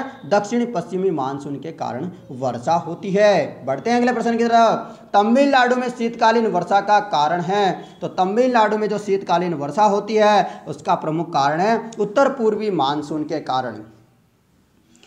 मित्रों अगले प्रश्न की तरफ बढ़ते हैं, लगातार हम आगे बढ़ते जा रहे हैं। भारत में सर्वाधिक वर्षा पाने वाला स्थान कौन सा है? तो सभी को पता होगा इस प्रश्न का तो आंसर मासिनराम। क्या हो जाएगा? मासिनराम सही आंसर होगा। दोस्तों अगले प्रश्न की तरफ बढ़ते हैं। भारत में सबसे कम वर्षा का स्थान कौन सा है? सबसे कम वर्षा कहाँ पर होती है? इस प्रश्न का सभी को पता होगा आंसर। भारत में सबसे कम वर्षा का स्थान है लेह। कौन सा? लेह। अगला प्रश्न है, आम्र वर्षा मैग्रोसोवर है कौन सी है? बताइएगा। 224 का सही आंसर है मानसून से पूर्व पश्चिम तटीय प्रदेश में होने वाली वर्षा को आम्र वर्षा या मैग्रो सरोवर कहा जाता है। अगला प्रश्न है, ग्रीष्म काल में आने वाले तूफान को निम्नलिखित में से किस राज्य में काल बैसाखी के नाम से जाना जाता है? सही जवाब होगा पश्चिमी बंगाल। नेक्स्ट प्रश्न है, दक्षिणी पश्चिमी मानसून निम्नलिखित में से किस राज्य में सर्वप्रथम प्रवेश करती है? सही जवाब है केरल। अगला प्रश्न की तरफ बढ़ते हैं। दिल्ली में अधिक वार्षिक तापांतर का कारण है? तो हो जाएगा समुद्र से अधिक दूरी। अगला प्रश्न है, निम्नलिखित में से कहाँ महाद्वीपीय जलवायु पाई जाती है? कहाँ पर पाई जाती है? न्यू दिल्ली, दिल्ली। अगला प्रश्न है, अल नीनो के बारे में कौन सा कथन सत्य है? अल नीनो के बारे में आपको कथन कौन सा सत्य है? तो डी ऑप्शन सही है, यानी कि ये क्या होती है? गर्म जलधारा होती है अल नीनो। ठीक है, ला लीनो और अल लीनो दो प्रकार की होती है। अल लीनो जो होती है गर्म धारा होती है, ला लीना जो होती है वह ठंडी धारा होती है। इसकी उत्पत्ति पेरू के तटीय क्षेत्रों में होती है। इसके कारण सूखा, बाढ़ आदि भी आते हैं। यानी कि अल लीनो का प्रभाव यदि ज़्यादा रहेगा तो उसके कारण सूखा, बाढ़ इस प्रकार की घटनाएं होगी। अगला प्रश्न है 230 नंबर का, मानसून निवर्तन से सबसे अधिक वर्षा कहाँ होती है? सही जवाब हो जाएगा चेन्नई। अगला प्रश्न है, भारत का सबसे बड़ा चावल उत्पादक राज्य कौन सा है? तो सबसे बड़ा उत्पादक राज्य पश्चिम बंगाल। भारत की सर्वाधिक भूमि में कौन सी फसल उगाई जाती है? धान यानी कि चावल। अगला प्रश्न है, निम्नलिखित से रबी की फसल कौन सी है? तो रबी की फसल कौन सी है? मटर भी है, राई भी है, गेहूं भी है। यानी कि सर्दी के जो मौसम में बोई जाती है ना, बोई जाती है वो फसल कौन सी है? रबी की फसल है। गेहूं, मटर, राय और भी आपने बहुत सारे खेतों में बो रखी हो तो अभी देख लो जाके फटाफट से, याद हो जाएगा 1%। ठीक है, तो ये सभी हो जाएगा डी ऑप्शन। अगला प्रश्न है, निम्नलिखित में से खरीफ की फसल कौन सी है? खरीफ की फसल आपने देखा होगा, इससे पहले अभी कटी थी, जस्ट थोड़े दिनों पहले आपने देखी हो, तो धान वगैरह, मक्का, मूंगफली, तो ये सारी जो फसलें है ये क्या है? खरीफ की फसल है। अगला प्रश्न है आपका, भारत का सबसे बड़ा मूंगफली उत्पादक राज्य कौन सा है? तो वह है गुजरात। अगला प्रश्न है, भारत का सबसे बड़ा गन्ना उत्पादक राज्य है? उत्तर प्रदेश, यूपी। अगला प्रश्न है, निम्नलिखित में से कौन सा युगाम सुमेलित नहीं है? डी ऑप्शन सुमेलित नहीं है। चाय असम में सर्वाधिक उत्पादन होता है, तंबाकू आंध्र प्रदेश में, रेशम का कर्नाटक में। अगले प्रश्न की तरफ बढ़ते हैं, निम्नलिखित में से कौन सा युगम सुमेलित नहीं है? कृषि क्रांति संबंधित उत्पादन। ठीक है, सुमेलित नहीं है, वो पूछा गया है, तो डी ऑप्शन हो जाएगा। हरित यानी कि खाद्यान्न से संबंधित था, श्वेत दूध से संबंधित था, गुलाबी झींगा से संबंधित था। ओके, अगला प्रश्न के बढ़ते हैं मित्रों, निम्नलिखित से कौन सा सुमेलित नहीं है? कृषि क्रांति संबंधित उत्पादन। तो आपके 239 का सही जवाब है डी ऑप्शन। नीली खेती से संबंधित, मत्स्य, पीली खेती, तिलहन से, भूरी खेती, उर्वरक से। तो इस प्रकार आपको जो मैंने सारे कृषि क्रांति थे वो बता दिए। यहाँ से 1% हर परीक्षा में बनता है। अगला प्रश्न होगा आपका, किस फसल की बुआई तथा कटाई के बीच सर्वाधिक अंतराल पाया जाता है? तो किसके बीच पाया जाता है सर्वाधिक अंतराल? तो वो पाया जाता है गन्ना की खेती, 1 साल लग जाता है लगभग। अगला है ऑपरेशन फ्लड का संबंध है, तो ऑपरेशन फ्लड का संबंध किससे है? दुग्ध उत्पादन से। अगला प्रश्न है भारत में हरित क्रांति से जुड़े वैज्ञानिक कौन से हैं? सही जवाब हो जाएगा डॉक्टर MS स्वामीनाथन। और विश्व में कौन सा है? बोरलोग। याद रखना, विश्व में तो है बोरलोग और भारत में कौन से हैं? Doctor MS Swaminathan. ठीक है ना, इंपॉर्टेंट क्वेश्चन है, मैं बता देता हूं सारे। दुग्ध उत्पादन में भारत का विश्व में कौन सा स्थान है? तो वह है प्रथम स्थान। नेक्स्ट प्रश्न होगा गुजरात का सबसे महत्वपूर्ण तेल क्षेत्र है, तो तेल क्षेत्र कौन सा है गुजरात का सबसे महत्वपूर्ण? वह है अंकलेश्वर। कौन सा?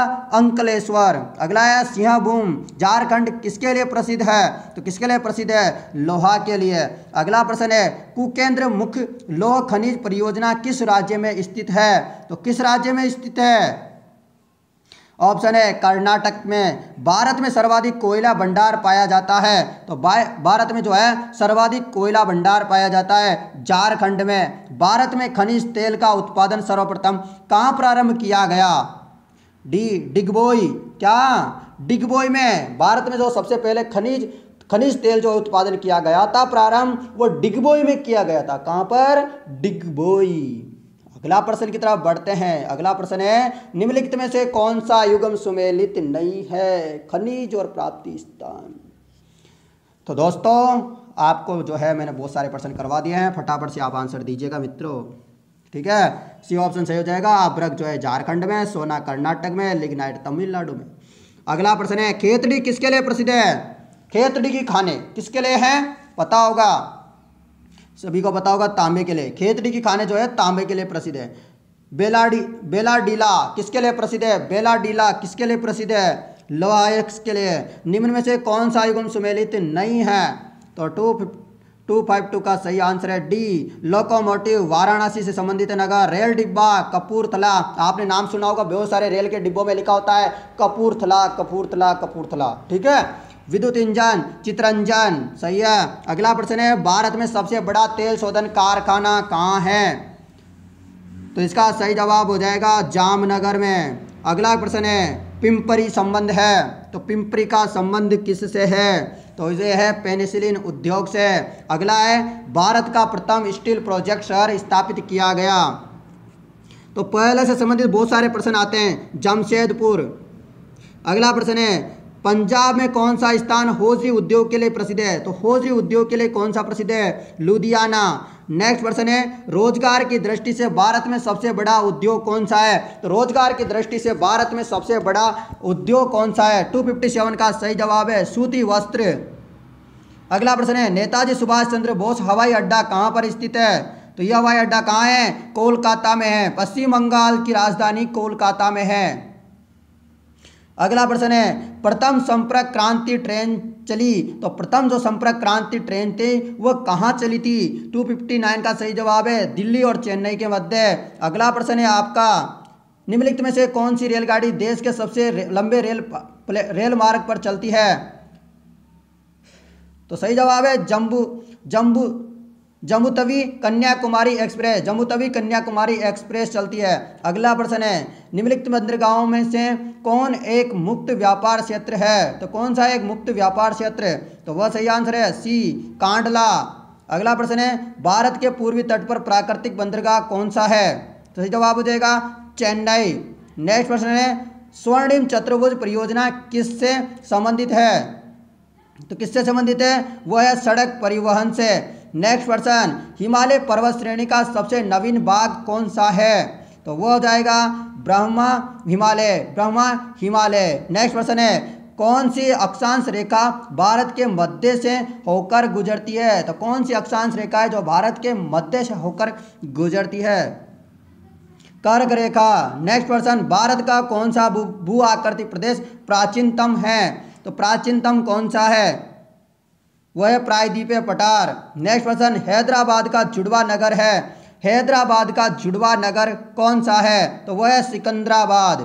अगला प्रश्न भारत का एकमात्र शक्ति मरुस्थल है, भारत का एकमात्र शक्ति मरुस्थल है लद्दाख। क्या है? लद्दाख ऑप्शन है। अगला है पाकिस्तान की सीमा से लगे भारतीय राज्य कौन से है?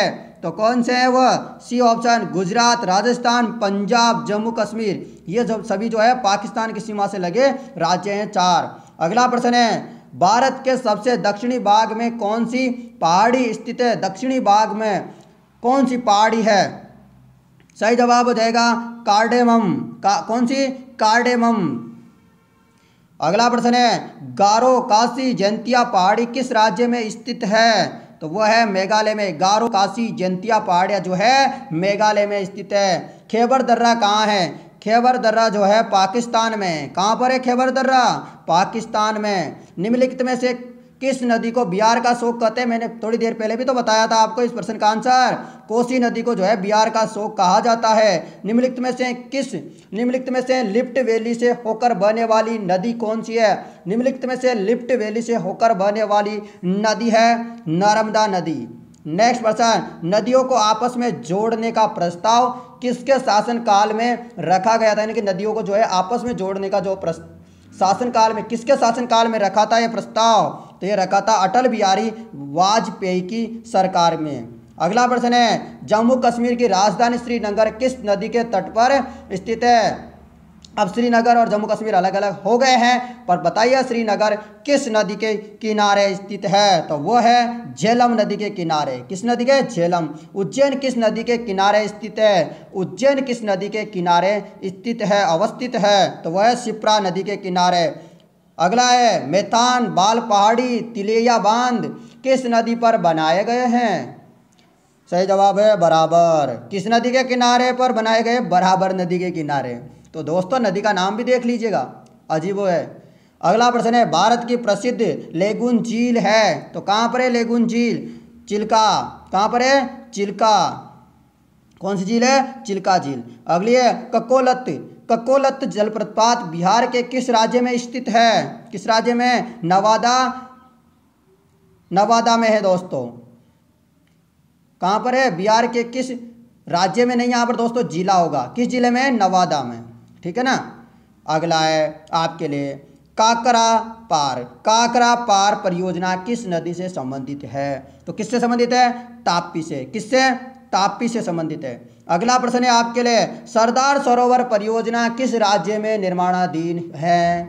सरदार सरोवर परियोजना किस राज्य में निर्माणाधीन है? तो सही जवाब हो जाएगा गुजरात में। अगला प्रश्न है मित्रों आपके लिए, भारत के उत्तर पश्चिमी भाग में शीतकालीन वर्षा का कारण क्या है? तो 283 का सही जवाब है इनमें से कोई नहीं, नन ऑफ दीज। अगला है, मानसून किस भाषा का शब्द है? तो ये पता होगा सबको, मोसिन शब्द से बना है और यह है अरबी भाषा का शब्द है मानसून। इंपॉर्टेंट है। प्राचीन पर्यावरण इंजीनियरिंग शोध संस्थान कहाँ स्थित है? राष्ट्रीय पर्यावरण इंजीनियरिंग शोध संस्थान कहाँ है? सही जवाब है नागपुर में। अगला प्रश्न है आपके लिए, प्रश्न क्या है, भारत में प्रमुख वनस्पति कौन सी है? तो कौन सी है प्रमुख वनस्पति? पतझड़ वन। अगला है, भारत में स्थापित प्रथम राष्ट्रीय उद्यान है, कहाँ पर है? D Jim Corbett Uttarakhand. अगला प्रश्न होगा आपके लिए, क्या है प्रश्न? प्रश्न है, किस मिट्टी का निर्माण बेसाल्ट चट्टानों के विखंडन से हुआ है? तो किस मिट्टी का निर्माण बेसाल्ट चट्टानों के विखंडन यानी कि टूटने से हुआ है? तो इसका सही जवाब है काली मिट्टी का। किसका? काली का। अगला प्रश्न, किस मिट्टी में कार्बनिक पदार्थ की अधिकता होती है? तो किस में होती है? सही जवाब है काली में। अगला है, सर्वाधिक जूट का उत्पादन कहाँ होता है? तो ये होता है पश्चिम बंगाल में। अगला प्रश्न है, भारत का प्रथम परमाणु ऊर्जा उत्पादन केंद्र कौन सा है? फटाफट से इसका जवाब दीजिएगा। सही जवाब हो जाएगा तारापुर। अगला प्रश्न है, भारत में पाया जाने वाला अधिकांश लोहा अयस्क किस प्रकार का है? तो जो भारत में लोहा अयस्क पाया जाता है वो किस टाइप का है? तो वह है हेमेटाइट प्रकार का। किस प्रकार का? हेमेटाइट प्रकार का। बिहार में तेल शोधक कारखाना है, किस टाइप का बिहार में तेल शोधक कारखाना है, कौन सा? तो फटाफट से इसका सही जवाब दे दो मित्रों, बरौनी में। अगला प्रश्न है, देश का प्रथम जैव आधारित क्षेत्र है, तो देश का प्रथम जैव आधारित क्षेत्र कौन सा है? तो सही जवाब है नीलगिरी। कौन सा? नीलगिरी। कौन सी गिरी? नीलगिरी। अगला प्रश्न है, भारत का पीटर्सबर्ग किसे कहा जाता है? भारत का पीटर्सबर्ग किसे कहा जाता है? तो किसे कहा जाता है? इसका जवाब हो जाएगा जमशेदपुर को। अगला है पर्वतों की रानी किसे कहा जाता है? पर्वतों की रानी, पर्वतों की रानी, पहाड़ों की रानी किसे कहते हैं? सही जवाब है मसूरी को। जाना कभी घूमने मसूरी? बिल्कुल। अगला है मुंडा कहाँ की जनजाति है? मुंडा कहाँ की जनजाति है? तो यह है झारखंड की। मुंडा कहाँ की जनजाति है? झारखंड की। अगली है काशी, मैंने बताया था ना, गारो काशी जनजाति किस राज्य में निवास करती है? तो आज का लास्ट प्रश्न है हमारा मेघालय में। तो दोस्तों फटाफट से कमेंट करके बताइएगा आपको जो है आज के 298 जो प्रश्न हैं वो किस प्रकार के लगे हैं, और यदि आपको हमारे साथ और भी आगे बढ़ना है तो कल आपके लिए लेकर आए हैं हम भारतीय राज्य व्यवस्था। तो उससे संबंधित आपको संविधान का निर्माण, संविधान के निर्माण किसने किया, कौन सी कमेटी थी, कितने दिनों में बना, ये सारी बातें हम कल चर्चा करेंगे। और आपको घबराना नहीं है मित्रों, लगातार मेहनत करने वालों की कभी हार नहीं होती दोस्तों। आप में जुनून होना चाहिए, जोश होना चाहिए, तो उसी के साथ आप पढ़ाई करो लगातार, आपको एक ना एक दिन सफलता मिलेगी। यानी कि जो कुछ करते हैं उनको कभी ना कभी तो कुछ तो हासिल होता ही है। समय ज़्यादा लग जाए कोई दिक्कत नहीं, परंतु आप जो है हारना मत। यदि आप खुद से हार गए ना तो कभी जिंदगी में किसी से जीत नहीं पाओगे। इसलिए आपको खुद से कभी हार नहीं माननी है। जब तक आप ये न कह दें कि मैं इसमें आप जॉब नहीं लग सकता, मैं ये काम नहीं कर सकता, तब तक आपसे कोई नहीं कह सकता कि आप हार चुके हो। आप एक बार भले से, जैसे कि पटवारी की परीक्षा मान लो, आप रेलवे की परीक्षा मान लो, इसमें एक बार फेल हो जाते हो, कोई बात नहीं दोस्तों, आपके पास एक और चांस है, उसमें तैयारी कीजिएगा। आपको पर घबराना नहीं है, लगातार मेहनत करनी है। कोशिश करने वालों की कभी हार नहीं होती और बिना कुछ किए जय जयकार नहीं होती। इस प्रकार आपको तैयारी करनी है। जय हिंद दोस्तों, जय भारत। मिलते हैं आपसे कल नई वीडियो में, तो आप हमारे साथ बने रहिएगा। हमारे चैनल को सब्सक्राइब कीजिएगा। हमारा चैनल है स्टडी IQ अकेडमी, और आपको ये PDF प्राप्त करनी है और कल वाली PDF प्राप्त करनी है तो वो PDF में डाल दूंगा। हमारा ग्रुप है टेलीग्राम ग्रुप में, जो है स्टडी IQ अकेडमी के नाम से सर्च कीजिएगा, मिल जाएगा। मेरे चैनल के लोगो है उसी प्रकार का लोगो उसमें मिलेगा, तो वहाँ से प्राप्त कर लीजिएगा। जय हिंद दोस्तों। अब यहाँ पर अपन समाप्त करते हैं इस वीडियो को। जय हिंद।